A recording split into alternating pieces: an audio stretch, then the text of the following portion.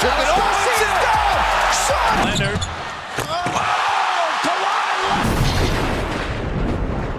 Sean Strickland is horrifying, scary, very scary, definitely racist, definitely a freak, kind of cool when he fights, I'm not gonna lie. Like, you know, you don't have the desire to get into the UFC to have the blood spill from your eyes whenever you fight on that Saturday. Hand prior, but you could be right. Strickland takedown defense held up there. Nice. Very nice elbow. You don't want that unless there's something deeply wrong with you. And we all have problems. We all fight demons. I've got demons. You have demons. There's something we're all fighting. But you know what? Sean Strickland growing up had to sleep in his mom's bed because he was scared that his dad would come in and take her life. He slept with her to protect her for the off chance his dad would come in and hurt her. That's really sad. He was 14, 12 years old having to defend his mom from that. And you know what? As much as I wanted to hate him because sometimes he would just go a little bit too far, which, listen, I'm no snowflake. I say some pretty horrible stuff. I see a lot of weird stuff on Twitter. I'm not really affected by much, but I'm like, what is wrong with this dude? For him to just go the extra mile, for him to want to call out these influencers like Nick Nayarcina and Sneeko. Actually, but Sneeko does piss me off. But Nick Nayarcina, great guy, seems like a nice guy, a pretty cool YouTuber, called him out, beat the living hell out of Nick Nayarcina in a spar. And I'm like, dude, why are you picking on Nick? He's not a fighter. Nick Nayarcina is like 27 years old. Okay. You gotta quit. He still goes and takes people to frat parties for his videos. Love him. Great, pretty entertaining, nice guy. But for Sean to just like call this guy out for no reason and beat the living hell out of him, it was kind of messed up. I was like, why are you trying to show off that you can beat someone that doesn't have any training? He fought Sneeko too, beat the living soul out of him.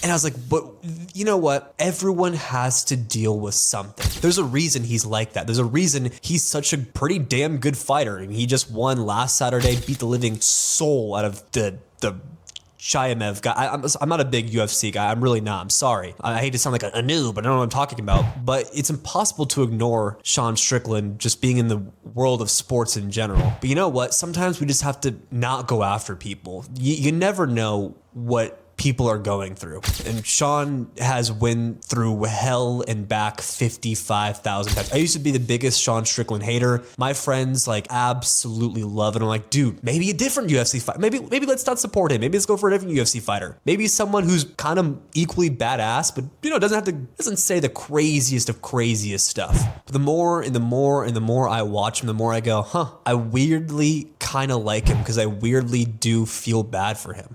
His stories, like he's crying during interviews and all this stuff. Yeah, it's crazy shit, dude. Crazy shit, man. Yeah. Huh? Yeah. Have you ever heard that? And he really does just take that out on every single opponent he has. So I guess it really goes to show, use your inner demons to your advantage. He used it to his advantage. He's now a millionaire, pretty famous UFC fighter, and he's won in life. He did it. Instead of using that to commit crimes, he's committing legal crimes in the octagon. He's not going out doing really terrible stuff, going to prison all that much. He's doing a pretty good job. Oh, now he's teeing off. Bubba's in a great position. Those are hard punches, Mike. I guess you could really use the bad things in your life to actually help you. And the fact that a lot of people hate him, I get it, but sometimes you have to look at why people are like that. So Sean Strickland, I think I'm a fan. I'm a new fan, and I'm actually gonna start watching more and more UFC now because of people like you, truly. Now look at someone like Steiny. Steiny is a podcaster, an assistant for Nelk. He's in the Nelk boys now, right? And Nelk was peak when I was like 16 years old, like the Coke prank, all that stuff.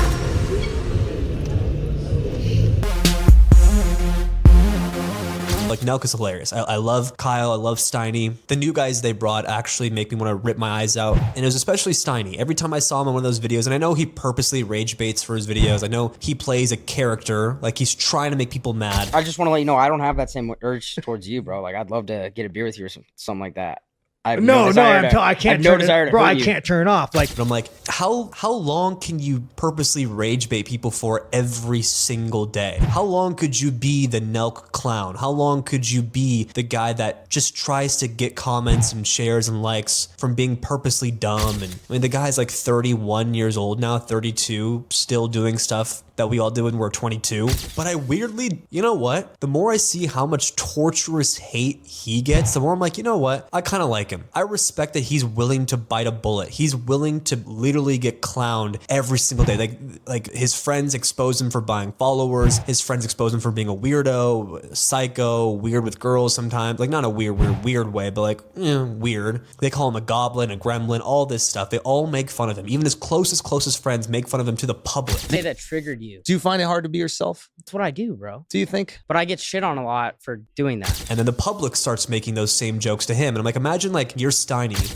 you're working pretty hard, all this stuff. You're 32 and your entire fan base hate watches you. Like almost everyone. I've never truly met someone that goes, dude, I love Steiny, bro, from Nelk. Dude, he's a clown. He's hilarious. Very rare. They all just say, I hate Steiny. Like I want to rip his eyes out. I want to make him eat my human feces. But sometimes they still follow him just so they can hate him more and more and more and see more of his stuff and just to hate. And you know what? I might have just turned the other cheek on Steiny and I might actually just start fully supporting him and I kind of respect the grind. I kind of respect that he's fully willing to be the bad guy, be the punching bag so he can help Nelk help himself make a living, live off content for a living, be the podcast. I mean, I guess it goes to show it. I wouldn't say I was pissed off. Why would you say What did I do that annoyed you? You were the one that came back and said that you felt hurt.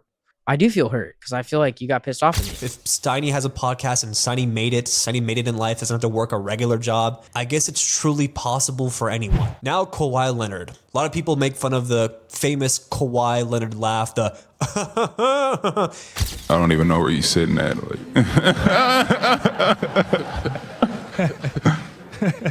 when he's at the press conference for Toronto, like that laugh is horrifying. I'll be like, why is he like that? Why is he such a freak? Why is he such a weirdo? Remember when Norman Powell tried dapping up Kawhi Leonard before a finals game and Kawhi wouldn't even raise his hand and dap up his own teammate? And I was like, this guy's such a freak.